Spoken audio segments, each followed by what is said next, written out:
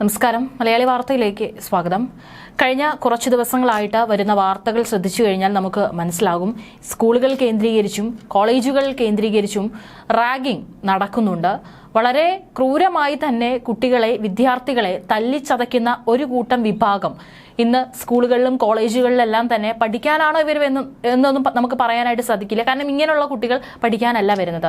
പഠിക്കാൻ വരുന്ന കുട്ടികളെ കൂടി ഇത്തരത്തിൽ മാനസികമായിട്ടും ശാരീരികമായിട്ടും തല്ലിച്ചതയ്ക്കുന്ന പ്രവർത്തികളാണ് നമ്മുടെ നാട്ടിലെ, കേരളത്തിലെ തന്നെ സാക്ഷരതയ്ക്ക് ഒന്നാമതായിട്ട് നിൽക്കുന്ന നമ്മുടെ നാട്ടിലെ വിദ്യാഭ്യാസ സ്ഥാപനങ്ങളിൽ നടക്കുന്നത് എന്ന് ഓർക്കുമ്പോൾ നമുക്ക് സത്യം പറഞ്ഞ ലജ്ജ തോന്നുകയാണ്.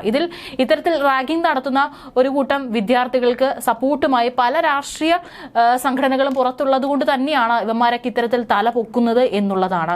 പല കുട്ടികൾക്കും പിന്നീട് പഠിക്കാനുള്ള ഒരു മാനസികാവസ്ഥ പോലും ആ കോളേജുകളിലും ഒന്നും തന്നെ ലഭിക്കുന്നില്ല എന്നുള്ളതാണ്. ഒന്ന് ആലോചിച്ച് നോക്കി, ഇത്തരത്തിലൊരു ക്രൂരമായ റാഗിംഗ് ഏറ്റിട്ടുള്ള ഒരു വിദ്യാർത്ഥിക്ക് ആ കുട്ടി പിന്നീട് ആ ഒരു ട്രോമയിലൂടെ എത്ര കാലം വരെ കടന്നു പോകും എന്നുള്ളത് നമുക്ക് കൃത്യമായിട്ട് പറയാൻ സാധിക്കില്ല. ആ കുട്ടിയുടെ പഠിത്തവും അതുപോലെ തന്നെ ആ കുട്ടിയുടെ മറ്റുള്ള കഴിവുകളെല്ലാം തന്നെ അവിടെ നശിക്കുകയാണ്. എന്തിനാണ് ഇത്തരത്തിലുള്ള വിദ്യാർത്ഥികളെ പഠിക്കാനായിട്ട് അവരെന്തിനാണ് ഈ കോളേജിൽ പഠിക്കാൻ വരുന്നത് എന്ന് പോലും നമുക്ക് മനസ്സിലാവുന്നില്ല. ഏതായാലും ഈ ഒരു ഇടകാലത്തായിട്ട് ഇത്തരത്തിലുള്ള പല സംഭവങ്ങളും റിപ്പോർട്ട് ചെയ്യുന്നുണ്ട്. അതിനിടയിലാണ് ഇപ്പോൾ പയ്യോളിയിൽ ഒരു ഫുട്ബോൾ താരമായ 8ാം ക്ലാസ്സുകാരനെ ക്രൂരമായി മർദ്ദിക്കുന്ന ഒരു വീഡിയോ പുറത്തു വന്നിരിക്കുന്നത്. ആ വീഡിയോ നമുക്ക് പുറത്തുവിടാനായിട്ട് സാധിക്കില്ല, കാരണം അതിന് യൂട്യൂബിലടക്കം ലിമിറ്റേഷൻസ് ഉണ്ട്. കാരണം അതിക്രൂരമായിട്ടാണ് ആ കുട്ടിയെ ഒരു സംഘം വിദ്യാർത്ഥികൾ ചേർന്ന് മർദ്ദിക്കുന്ന വീഡിയോ ഇപ്പോൾ പുറത്തു വന്നിരിക്കുന്നത്. Chingapuram CKGM higher secondary school വിദ്യാർത്ഥിക്കാണ് ഇത്തരത്തിൽ മർദ്ദനമേറ്റിരിക്കുന്നത്. പരിശീലനം കഴിഞ്ഞ് മടങ്ങുമ്പോഴാണ് മറ്റൊരു സ്കൂളിലെ വിദ്യാർത്ഥികൾ ആക്രമിച്ചത്. ഇതിന്റെ ദൃശ്യങ്ങളാണ് പുറത്തു വന്നിരിക്കുന്നത്. അതും കുട്ടികൾ തന്നെയാണ്. ഒന്ന് ആലോചിക്കണേ, ഇവര് 8, 9 ക്ലാസ്സിൽ പഠിക്കുന്ന വിദ്യാർത്ഥികളാണ്. ഇപ്പോഴേ ഇത്തരത്തിലുള്ള ഒരു അക്രമവാസന ഇവരിൽ വളർന്നു വരുന്നത്.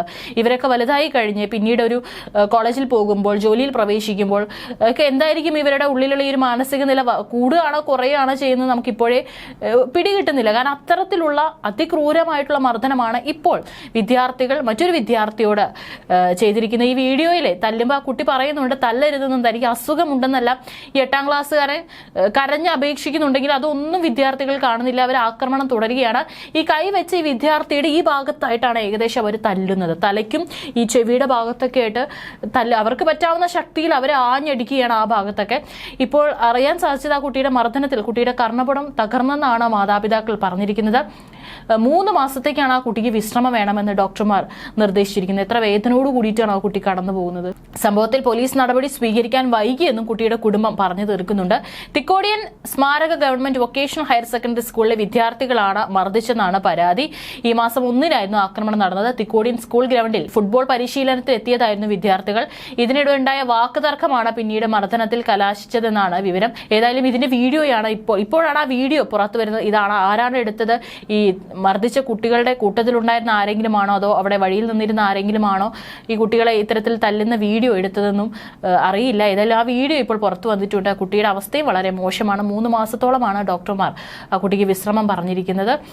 എന്തായിരിക്കും ഇനി നടപടികൾ എടുക്കുക? പോലീസിൽ പരാതിയുമായിട്ട് കുടുംബം പോയിട്ടുണ്ട്. പക്ഷേ എന്തായിരിക്കും ഇനി നടപടി എടുക്കുക എന്നുള്ള കാര്യത്തിലൊന്നും തന്നെ നമുക്ക് കൃത്യമായിട്ടൊന്നും ഇതുവരെ പുറത്തു വന്നിട്ടില്ല, വിവരങ്ങൾ പുറത്തു വന്നിട്ടില്ല.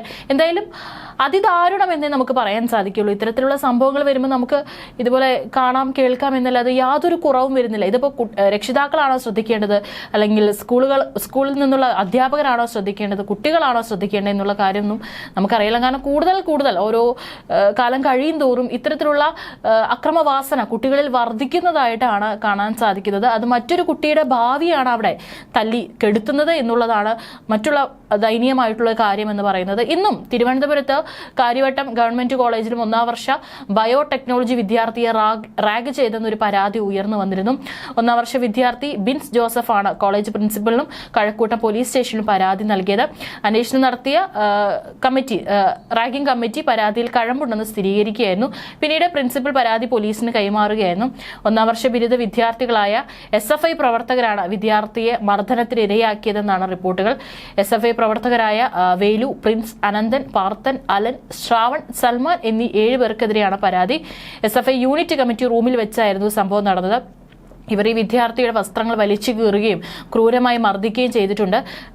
കുട്ടിക്ക് തല്ലിയിട്ട് അവശനായപ്പോൾ വെള്ളം കുടിക്കാൻ ചോദിച്ചപ്പോൾ കുടിവെള്ളത്തിൽ തുപ്പിയിട്ട ശേഷം അത് നിർബന്ധിച്ച് കുടിപ്പിക്കുകയാണ് ചെയ്തിരിക്കുന്നത്. ഒന്ന് ആലോചിച്ച് നോക്കണം ആ ഒരു അവസ്ഥ.